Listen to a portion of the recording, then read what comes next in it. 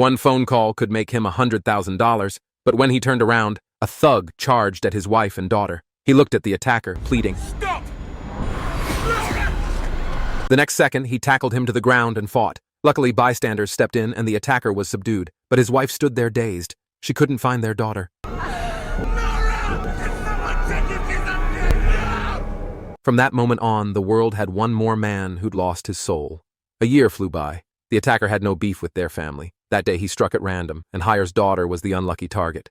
Even though he'd been sentenced, it meant nothing to Hire. All year he felt trapped in a bottomless pit, saw no light, and felt no joy. If there were a choice, I believe most men would trade their life for their wife and child's without hesitation.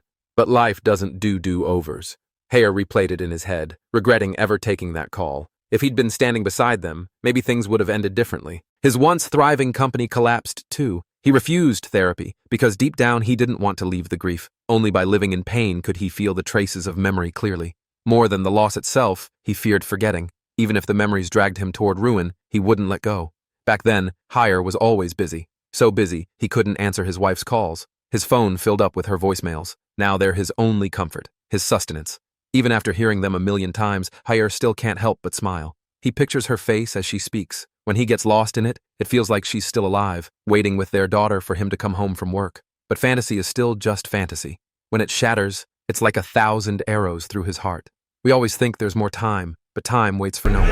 Accidents strike when we're most helpless. Miss some things, and all you can do is dredge them up in memory, left with regret. Hire tried to break the pattern, so he started driving rideshare. Every passenger has a story, and he wanted to draw strength from them to keep going. One father went on and on about his son, excitedly sharing his wins on the soccer field. Hire forced a smile. Echoing someone else's happiness felt like a mirror, showing the hole in his own heart. He once had the chance to be the dad bragging about his kid.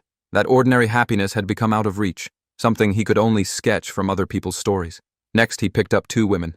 An elder and their family had an emergency, and they were rushing home.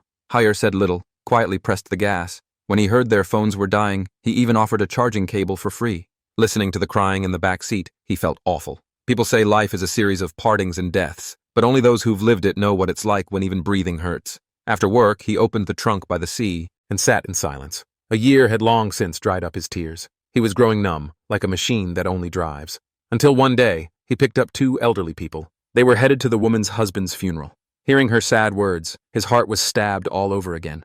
His mind flashed back to the day it happened. He'd canceled several meetings just to attend his daughter's performance. She excitedly taught him a dance. It was simple, but he was happy as a kid after learning it. Scenes like that would never come back. Today was his daughter's birthday. Hire sang "Happy Birthday" to her, kissed her photo deeply, hoping that in another world she could feel